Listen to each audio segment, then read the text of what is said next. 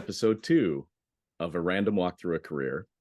And my guest is my friend Keynisha Adebisi, amateur Miss Cleo impersonator, Boston Terrier mother, avid beachgoer, and skincare enthusiast.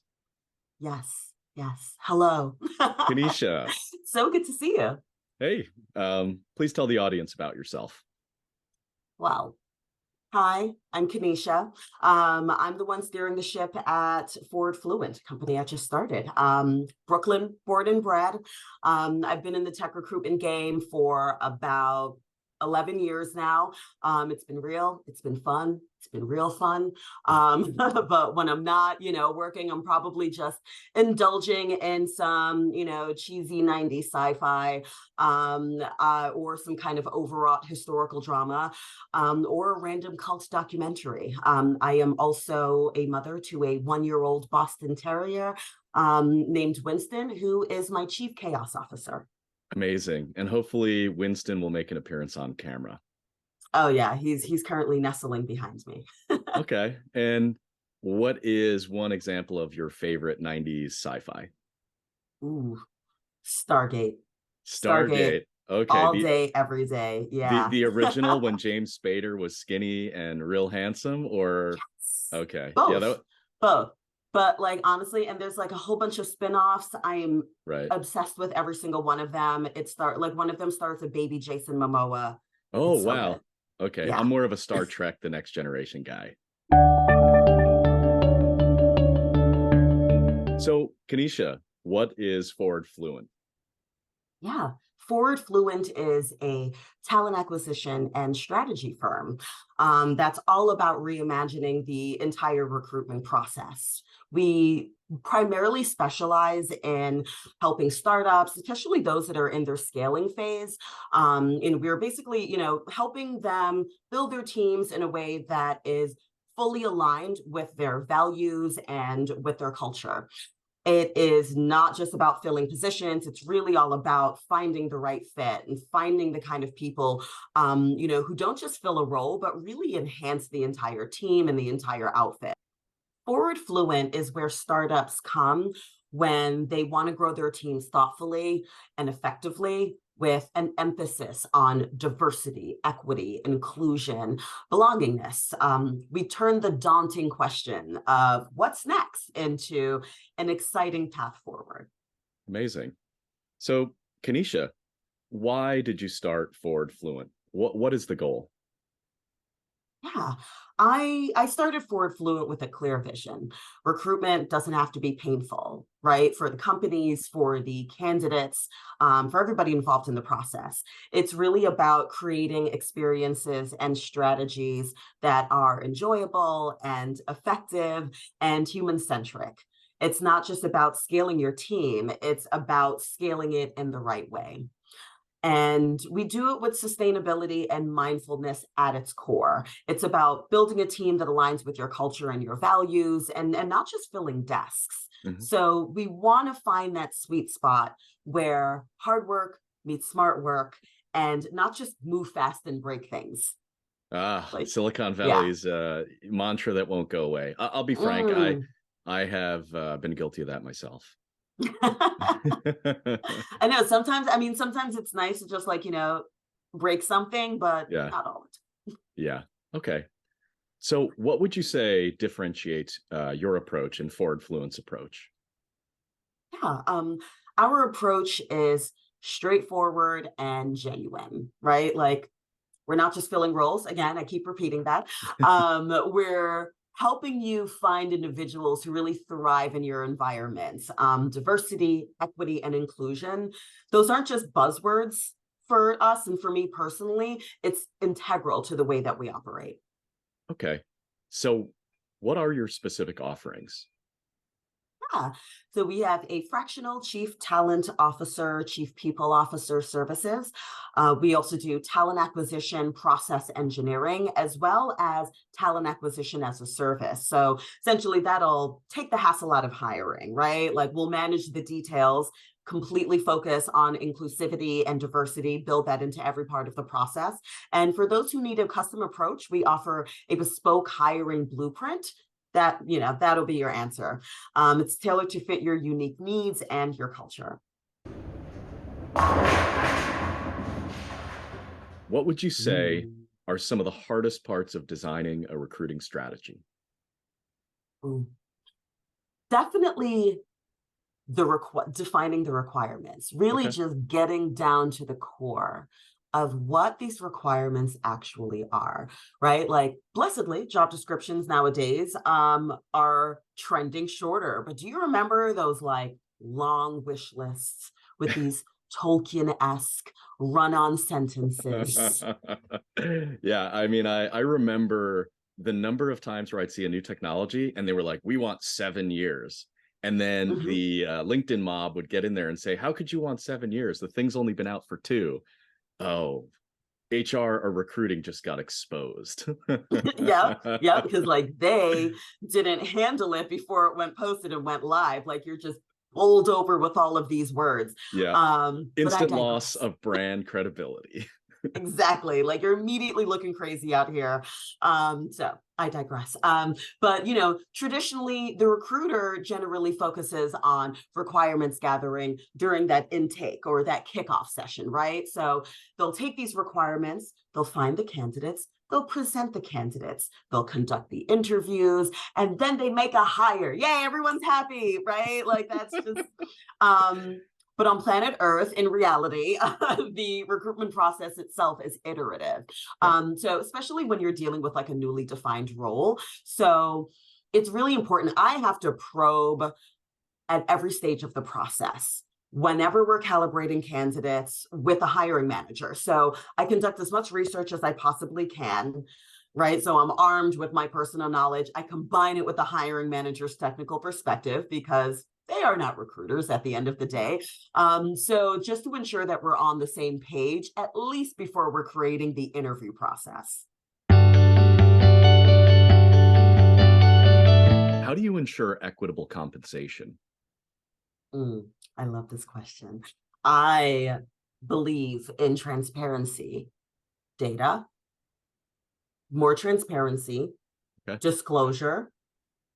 Have I mentioned transparency? Like important. There seems to be this cultural shift that's happening now, blessedly, where around the way that we discuss money. I believe that people in power once upon a time made it gauche for us to discuss money to keep workers in the dark. And as a recruiter, I'm always transparent with candidates about internal compensation ranges and how we determine compensation for offers, because I get no pleasure out of underpaying people, and nor have I ever received a bonus for every dollar that has been shaved off of an offer. Okay. So that's great. Can we actually dive a little bit into your experience, right? You've worked at American Express, you've worked at AppNexus, now Xandr, you've worked at Microsoft, some big names, some small names, and I imagine that you've seen things that maybe others haven't. So tell me a little bit about that experience. Yeah. So I have built teams at all these places. It's primarily I've been building software engineering teams, right? And the weirder, the better. I really love working on, some of the more complex, products within Microsoft or within American Express. So for example, at Amex, I was working within risk information management, which is this like burgeoning kind of world within Amex. And then I moved over to the global merchant network technology, which is their high availability, always up. You can imagine how many transactions American Express is churning out. And there were a lot of technical complexities with that. So it was a lot of fun, and I had a lot of fun, and I learned a lot, and it was really interesting to build those teams. So it sounds like if I repeat that back, you got to work on how they decide to deploy capital and risk. And then the other part of making sure anytime somebody wanted to swipe an Amex, they could. And tell me about Microsoft. You got to do some really large scale work there. Yeah, Microsoft was really incredible. I was working with the Azure Cloud Design Studio. Ultimately, they changed their name to Cloud Experience Studio. So that Ah, was everything related to Azure's user experience. So their product design, the like user experience research that was going into that, as well as all of the technical PM work. mhm. Really interesting things were happening. Microsoft was really surprising because it was surprisingly nimble for its size. Okay. I was really shocked at how willing they were, constantly able to pivot, and how things were constantly changing. So when there came a time to actually recruit, you were always kind of starting fresh. You were always starting new. You weren't necessarily jumping in with this kind of prescriptive model, because all of the roles were incredibly unique. Blessedly, it was perhaps some of the most engaging hiring teams I've ever worked with. And I felt like we had some really interesting challenges that we worked through together. I mean, it's quite cool. And you talk about agility. I've never seen a CEO so quickly able to jump on an opportunity as when Sam Altman got fired by the board. What was it, a few hours later, where Satya Nadella said he's got a job and his entire essentially company. Talk about a power move. Right? Also, like, and I was just like, where was this? I mean, where's this energy for a lot of the roles that we hire for? I would love to hire that quickly. Like, if my time to fill were like 4 hours, unstoppable. Right. What are the things that you consider when you manage and mentor others? Um, my top values are empathy and belonging. Top key. Everybody has a story and a perspective, and their perception is their reality. So it's important to honor that. And when you look at a person holistically, their entire self, right? Their past, their present, their triumphs, their loves, their dislikes, their failures, you can create an individualized plan to guide and lead them. And you remember that, the trust equation Yes. with the blend of credibility, intimacy, and minimizing that self-orientation. You've got to nurture that trust. Nurturing trust is critical in building a team. And also in creating and fostering that environment of belonging. Everybody Okay. wants to belong. So when it comes to fostering a positive working environment, it's not about creating homogeneity. Oh, hi, Mhm. Winston. Hey, Um, Winston. Hey. Introducing some But chaos into this. yeah, just sprinkling some chaos. But at least finding one thing that the group can connect on. And mostly I find that that's dogs. Okay, fantastic. Yeah. Pets are the great equalizer connector.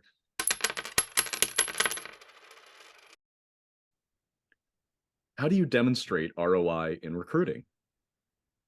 Yeah. I mean, the most obvious would be time to fill, right? Okay. We were talking about Yeah. that Satya Nadella story where they made those hires real quick. But post hire, let's look at the time and role. Really, are the hires sticking? Like, are we actually meeting our goals? Are we like contributing to this revolving door of turnover?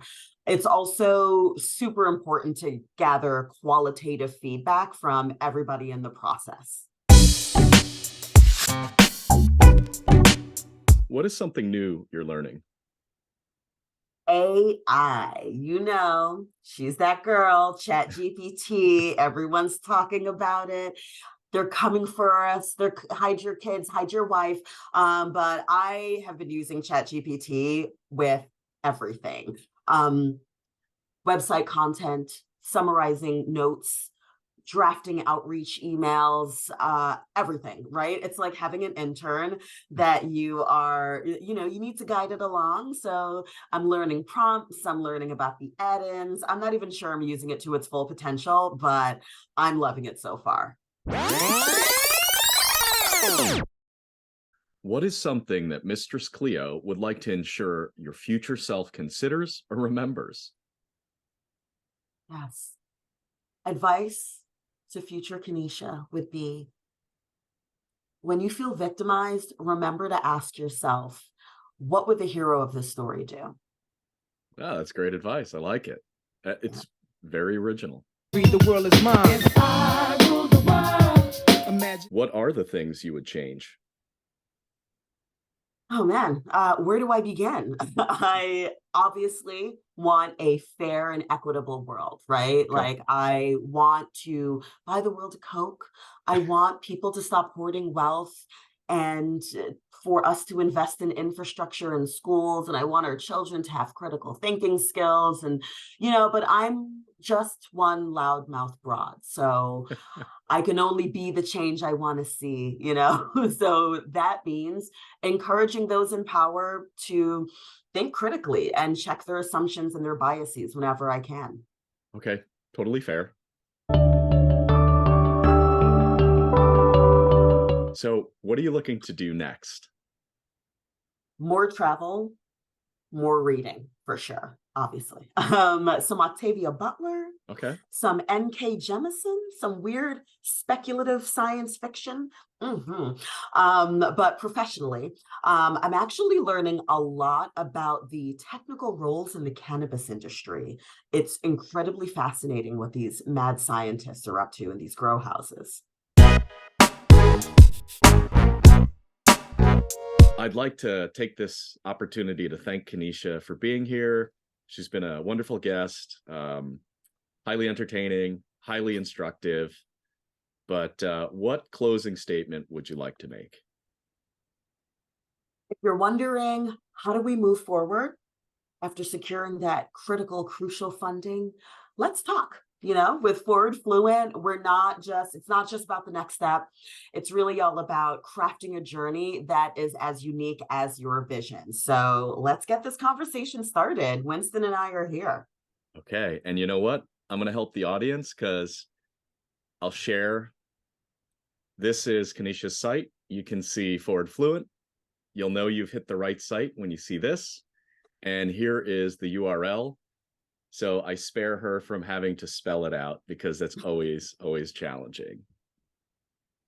Forward Fluent. It's like rural juror or like urban fervor. It's the most like I had to Yep. do it. Yeah, no, I like alliteration, and Winston does too. So, Keynisha, He loves it. thank you so much for being my guest, and I will speak to you soon.